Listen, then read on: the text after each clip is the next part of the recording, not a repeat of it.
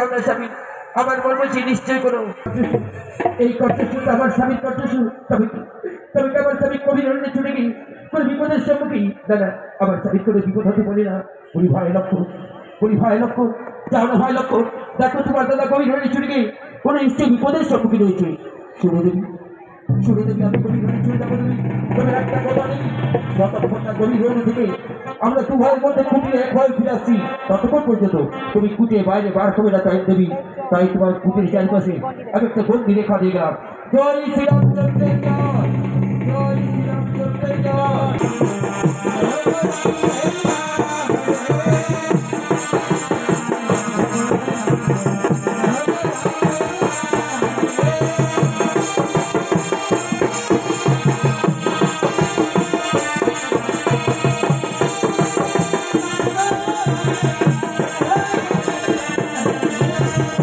সামান্য ভিক্ষা আমি গ্রহণ করবো এবং তা সেবন করে আমার পেটের ক্ষুধা নিবারণ করতে চাই।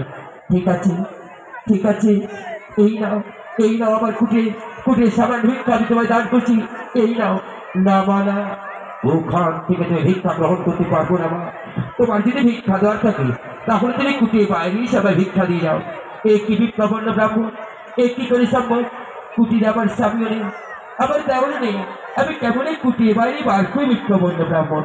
ঠিক আছে মা, আমিও তো ব্রাহ্মণ সন্তান, আমাদের ধর্মে একটা নিয়ম আছে মা, যখন কুটিরে কোনো মেয়েরা একা থাকে সেই কুটিরে প্রবেশ করা নিষেধ, এই কথা আমাদের ধর্ম বলেছে। তাই আমি বরং এক কাজ করি মা, আমি বরং রিক্ত হস্তে ক্ষুধার্ত অবস্থায় তোমার কুটির বলাবে, ঠিক তেমন আমি আমার স্বামী আমার দেওয়ার অমঙ্গল হবে, তাই আমি কুটিয়ে বাইরে গিয়ে তোমার ভিক্ষা দিয়ে আসছি।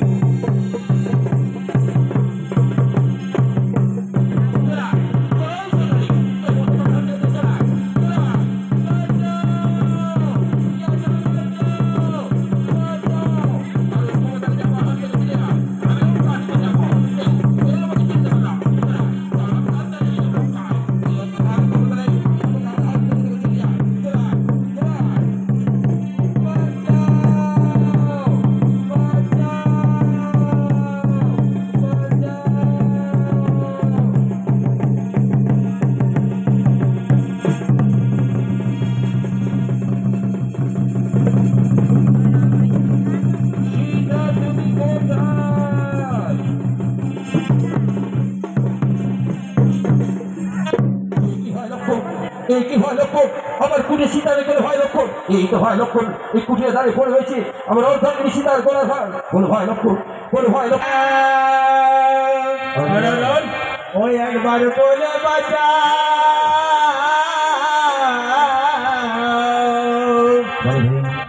ওই একবার বলে বাঁচাও, তাকি যখন রাগে রে কোথায় গেল?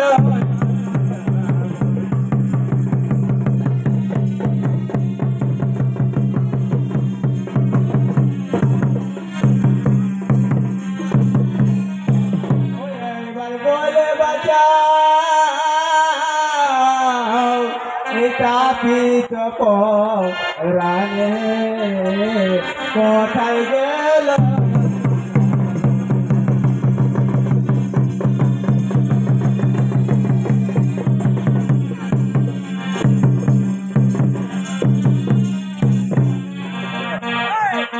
চলো চলো ভয় লক্ষণ, চলো এখন চলে যাবো।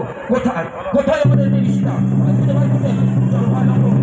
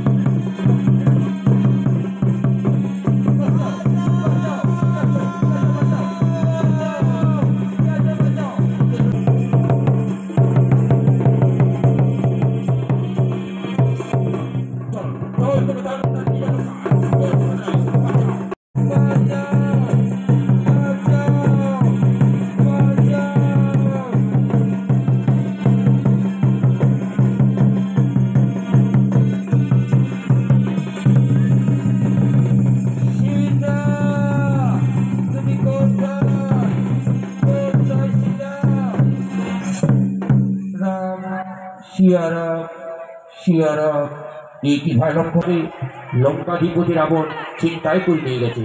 যাও রাম লক্ষ্মণ হনুমানদের সাথী নিয়ে তোমরা চলে যাও লঙ্কায়, সীতার দিক উদ্ধার করে নিয়ে এসো। চলো রাম লক্ষ্মণ এই পক্ষীকে। কোথায় কোথায় সেই পবন পুত্র হনুমান? কোথায় কোথায় সেই পবন পুত্র হনুমান? পবন পুত্র হনুমানকে শক্তি নিয়ে আমরা চলে যাবো লঙ্কায় সীতা দেবীকে উদ্ধার করার জন্য।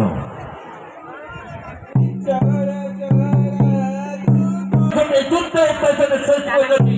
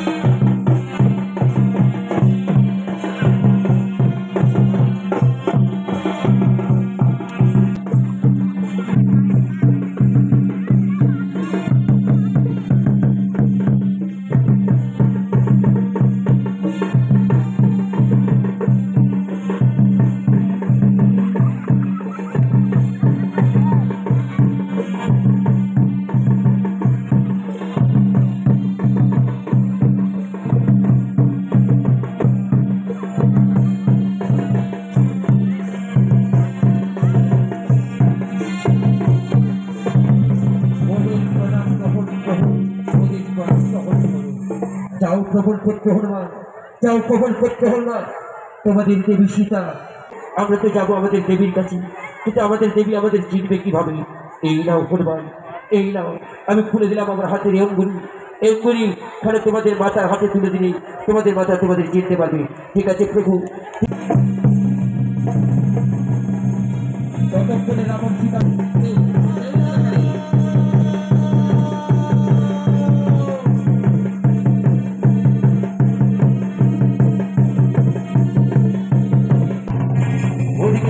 রামভক্ত হনুমানের হনুমান দল ছুটে আসছে লঙ্কায়। সীতা দেবী কোথায় কি অবস্থা আছে তাদের কাছে।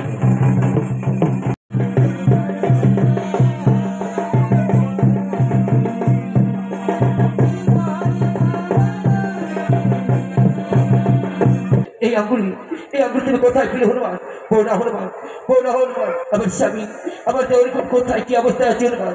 শুনে মাতা, আমাদের প্রভুরা এখন ভালো আছে মাতা, আমাদের প্রভুরা ভালো আছে। যাও না হনুমান, তোমাদের প্রভুদেরকে নিয়ে এসে লঙ্কায়, আর লঙ্কা থেকে আমার এই বন্দি জীবন মুক্ত করে তোমাদের প্রভুরা নিয়ে যাও আমাকে তাদের সেই পথে খুঁটি। ঠিক আছে মাতা, ঠিক আছে মাতা, এখন চললাম আমি আমাদের প্রভুদের কাছে।